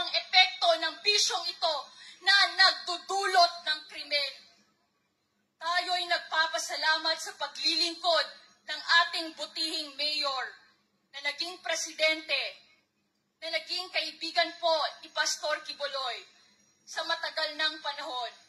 Mga 28 taon na rin silang magkaibigan. Noong prosecutor siya, vice mayor, hanggang naging mayor, congressman, at naging presidente ng ating bansang Pilipinas na nagmula sa Davao City. Kilala po ni Pastor ang ating butihing former president and former mayor ng Davao City.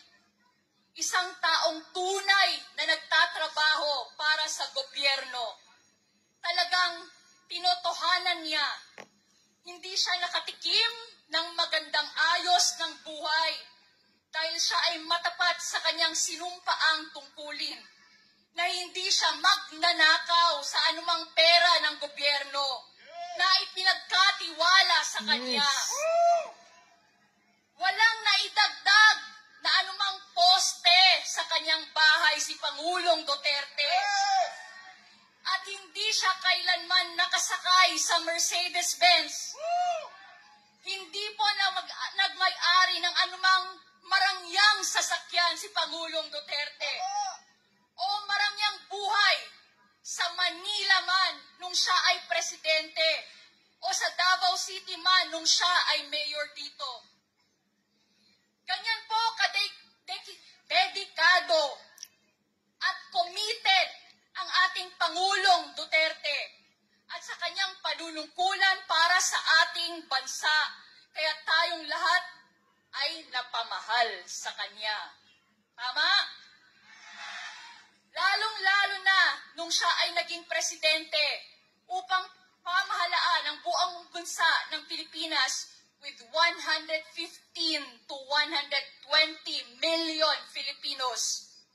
At itinaya niya ang kanyang karangalan, ang kanyang buhay upang ang mga krimen dulot ng drugs, mga drug addict, mga drug pushers na naglilipana upang sirain ang future ng ating kabataan ay kanyang sinawata.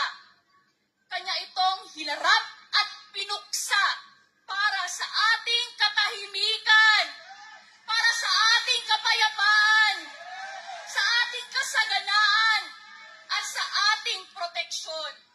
Yes. Ngayon, mga puso natin ay nagdadalamhati sapagkat tinraidor po siya ng ating bayan, ng mga namumuno, at ng mga dapat pagkatiwalaan ng mamamayan. Alam po ninyo, ang ICC ay hindi natin binoto. Ni isa sa kanila ay walang botong tinanggap sa atin. Sila po ay mga puti, nasa Europa, at wala silang katuwiran na hatulan ang ating mahal na Pangulo. At kung bakit siya ay pinilit na dinala doon sa ibang bansa, sa Hague, Netherlands, upang litisin, it's beyond me sapagkat para sa akin, iyon ay illegal. Illegal. Sapagkat ang pinaglilingkuran niya ay hindi naman ang mga puting ito. Yes, Ang true. pinaglilingkuran niya ay ang 120 million Filipinos. Yes. At tayo ang bumoto sa kanya. At sa atin siya dapat managot. Ngayon, ang focus po ng ating dalangin ngayon ay ang ating former president, our beloved President Rodrigo Roa Duterte.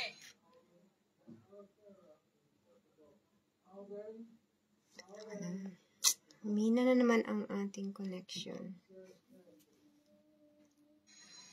At tinangay. Ito'y isang kidnapping because he was taken away without a proper procedure at labag sa kanyang kalooban. Hindi po dinaan sa mga pamamaraan ng rule of law ng ICC or ng ating bansang Pilipinas. So, it's akin to kidnapping or extraordinary rendition na sinasabi ni Pastor. Kaya't manalangin tayo na babaliktad ang mga desisyon ng ICC. Hindi naman natin to binoto upang hatulan ang ating Pangulong ibinoto. So ipanalangin po natin maabswelto lahat itong mga pinaggagawa nila. Technically po, talagang hindi po dapat na manatili doon na matagal si Pangulong Duterte. Oo nga. Diyos ko. Kailangang iuwi Pakilala na ka nila lang dito ang tapos ating 6 months Pangulo. bago the Manalangin next po hearing. tayo. My goodness, ha? Kaya ang ating prayer for Tatay Digong is, bring him home! Bring him home!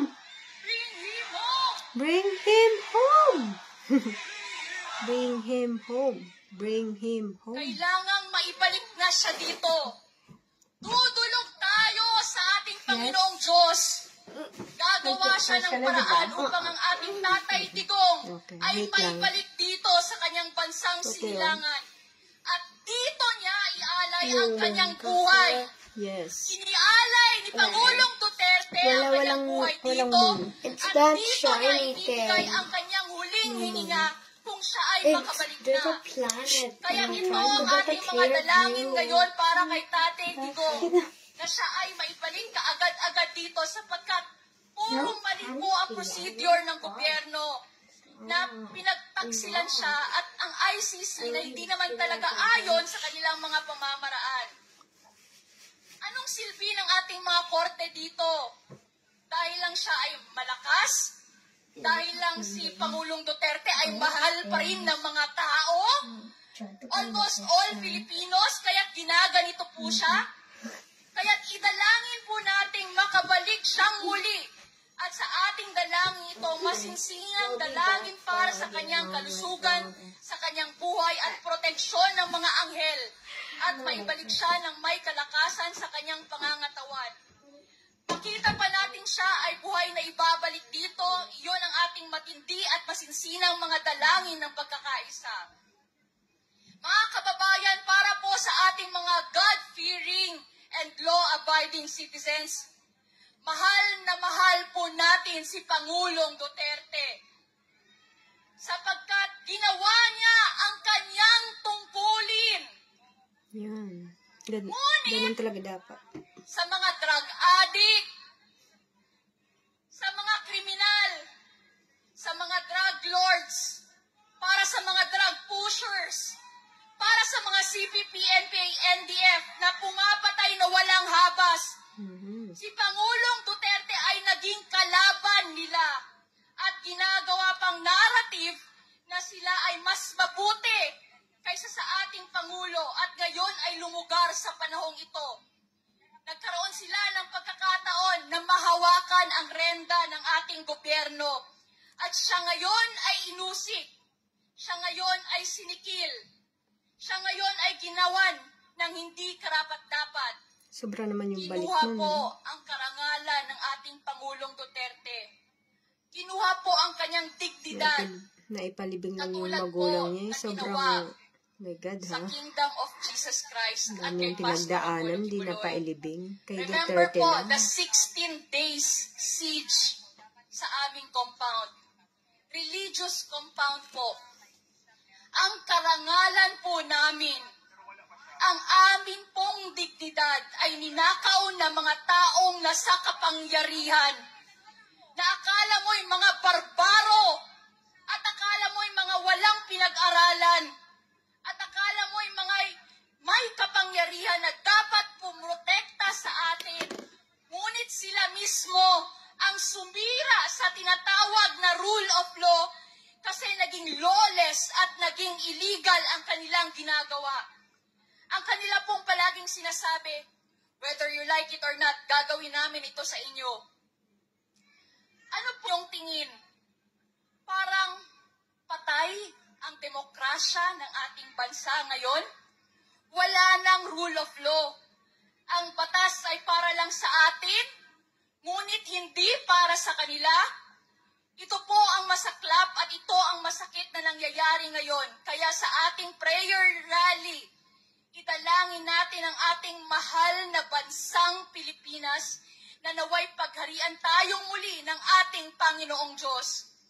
Alisin ang mundo ng kadiliman at kasamaan na ating tinatahak ngayon.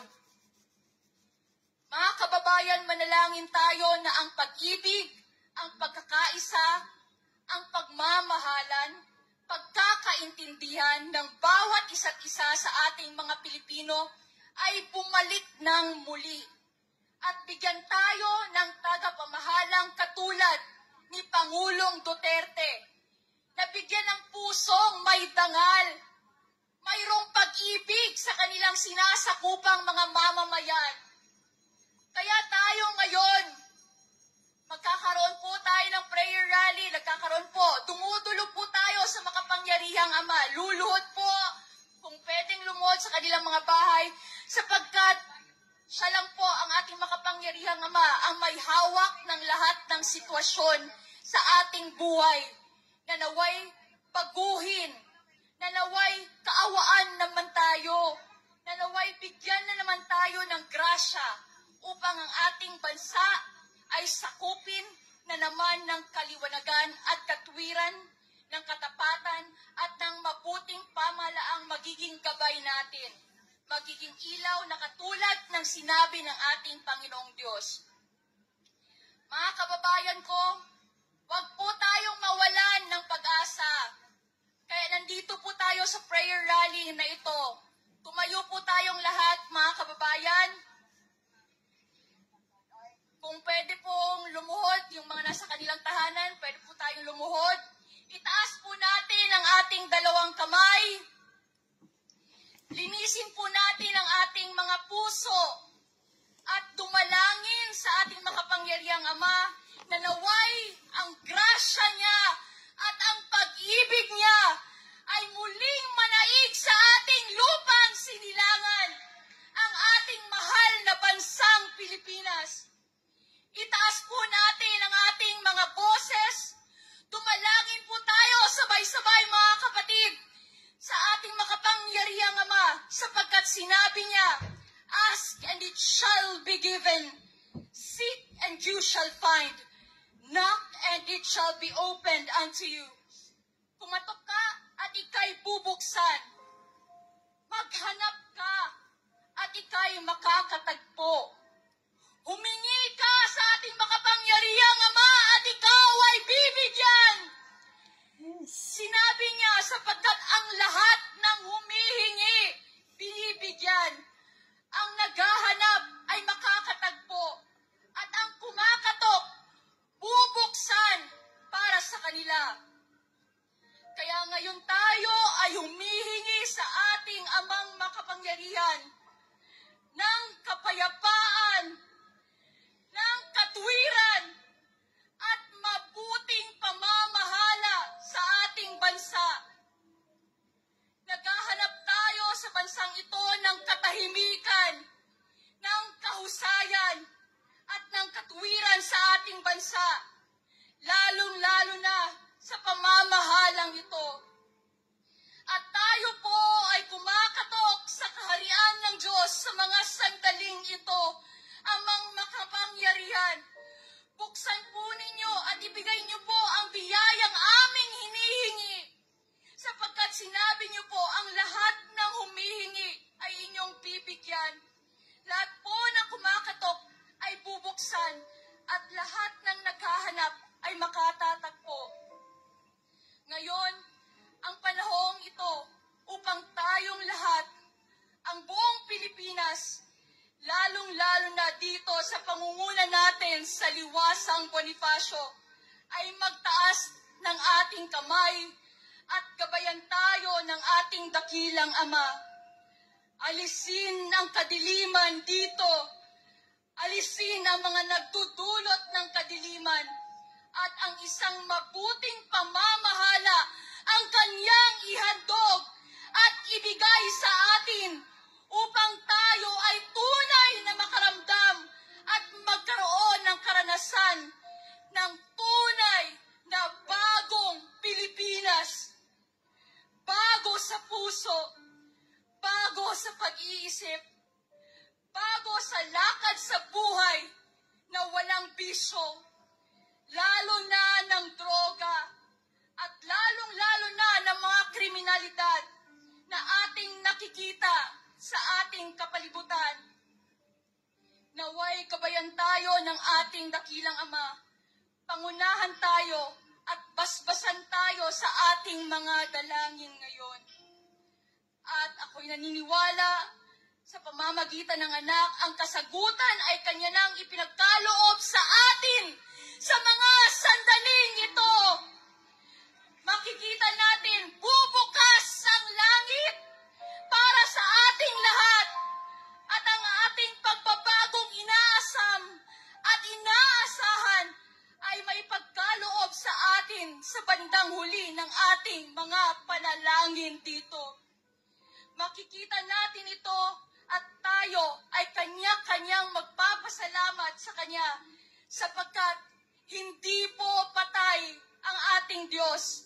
Siya po ay buhay na nakikinig sa ating mga dalangin. Kaya't ito ngayon ang ating pagkakaisa at pagkapit-bisig tayo, magkaisa ng puso't layunin at hingin natin ang gabay ng ating dakilang makapangyarihang may kapal na tayo ay kanyang gabayan sa tunay na landas ng kaliwanagan, katapatan at pag-ibig at mabuting pamamahala. Huwag po ninyong kalimutan ang ating mahal na Pangulong Duterte na nasa Netherlands ngayon, Ama. Huwag niyong kalimutan si Vice President Sara, ang kanyang pamilya, ang pamilya ng ating Pangulong Duterte, ang kanya pong asawa, mga anak na siyang nagtatanggol sa kanya. Nakita natin kung ano ang nangyari sa kanya doon sa Villamor Air Base. Wala pong kagalang-galang, walang respeto na hinila ang kanyang mga kasamahan. Pati siya ay pinagsabihan pa ng hindi maganda. Hindi po ito gawa ng Diyos. Ito'y gawa ng masamang espiritu. Talagang sinisikil ni Satanas na nagkatawang tao ang mga taong ginagamit ng Diyos sa kaliwanagan upang ang peace and order at ang kasaganaan ay mapapa sa ating bansa. Ayaw talaga ni Satanas yun. Kaya ngayon, tumatahak tayo sa kadilimang ito. Pero mas makapangyarihan ang Diyos kaysa anumang galamay ng kasamaan. Yes, mas makapangyarihan ng Diyos. Let us overcome evil with good by our united prayer. Na lahat tayo, anuman ang relihiyon ninyo, wala na pong diskriminasyon ngayon. Magkaisa tayo bilang Pilipino at ialay natin ang ating bansa sa ating poong may kapal. At alam kong ang kasagutan ay kanyang ibibigay sa ating lahat sa pangalan ng ating dakilang Ama, ang ating Panginoong Hesukristo. Itong lahat ay magkakaroon ng kasagutan at tayong lahat ay magkakaroon ng liwanag, magkakaroon ng kasaganaan, at magkakaroon ng kapayapaan at kasiyahan sa ating buhay na ang ating pong hinihingi ay kanyang ibibigay. Maraming salamat po at pagpalain tayong lahat ng ating dakilang Ama. Amen and amen. Amen. Palakpakan po natin ang ating dakilang Ama. Muli, on behalf po of Pastor Apollo C. Quiboloy, mabuhay po ang Pilipinas, mabuhay po si Tatay Digong. Maraming salamat po. Sino po ang naniniwala na sinagot na ang ating mga dalangin ng Diyos Ama? Paniwalaan po natin, mga kababayan, ang ating mga dalangin. Sa mga sandaling ito, sino po ang nakakaalala sa tugtog tuwing papasok po si Tatay Digong pag tinatawag na siya? Ano ang titulo ng kantang yun? Diyos ko, yung paborito niyan. Kanta ni Ipaglalaban ko. Freddy Tayo ay Aguilar. pinaglaban din ni Tatay Digong. At ang may likha ng kantang yun ay makakasama natin ngayong gabi. Ang OPM legend, walang iba kundi si Freddy Aguilar. Ay, idol ko din yun. Ang gaganda ng mga kanta niya. Talaga may pinatutunguhan.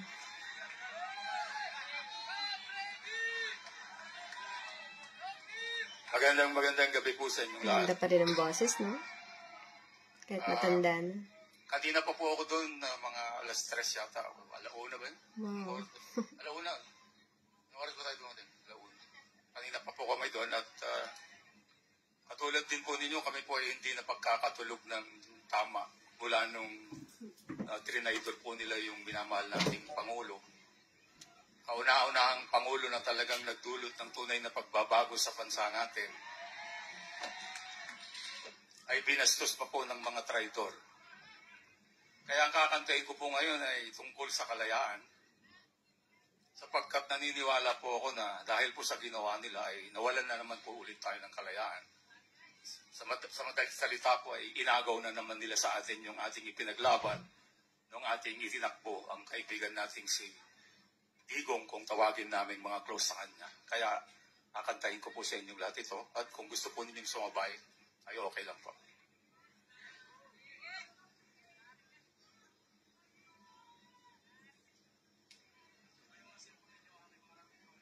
Ang bayan kong Pilipinas, lupain ng ginto't bulaklak, pag-ibig ang sa kanyang anak, nag-alay ng ganda't dilag, at sa kanyang yumi at ganda, dayuhan ay nalina.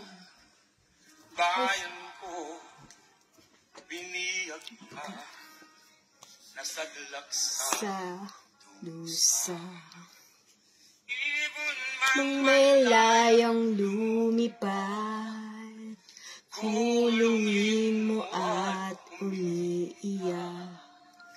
bayan Pakayang saktal dilag, ang di magnasang makaalpas.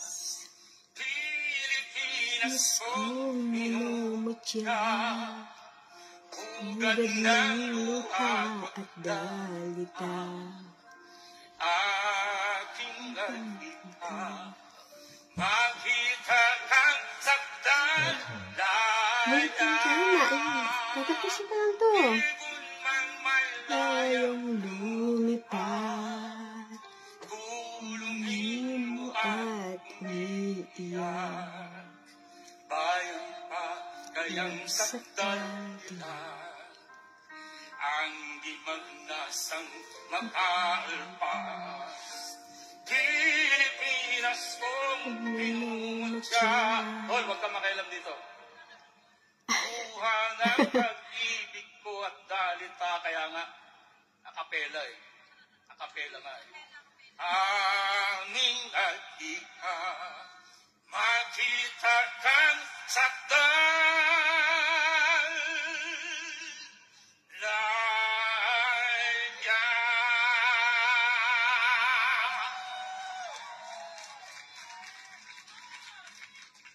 Mabuhay si Pangulong Rodrigo Duterte! Sinong naniniwala na makakalaya ang ating Pangulo? At ang ating Pangulo ay makakasama natin dito sa bansang Pilipinas! Muli nating isigaw, bring him home! Bring him home! Bring him home! At ngayon mga kababayan, para sa pagpapatuloy, atin pong tawagin ang isa sa mga masugid na taga-suporta ng ating mahal na Pangulo, dating Pangulo Rodrigo Roa Duterte. Exit na muna Atin ako. pong tawagin si Sir Dahil- Paulo Marcoleta.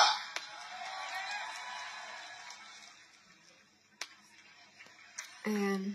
Patutulogin ko ng mga bata kasi may pasok na bukas. So, masyado, Magandang gabi po sa inyo lahat, mahaba mga tong kababayan. ano na to eh. Video. Ako po ang panganay na anak po ni Senatorable Dante Marcoleta, ang tinaguriang pambansang simangot. Na lalo naman ngayon Hi ay guys. talagang sumisimangot dahil sa mga nangyayari ngayon.